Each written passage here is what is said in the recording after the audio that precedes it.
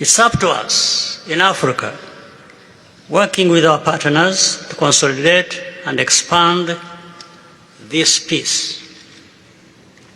There will be ups and downs on the road ahead.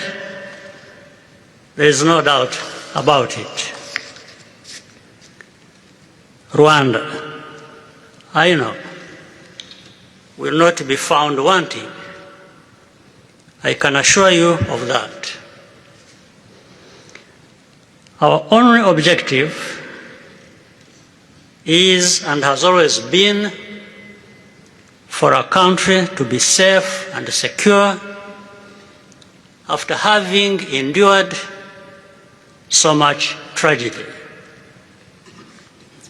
We now only want to look forward in confident expectation of a prosperous and stable future. Mr. President, Excellencies, I thank you for your kind attention.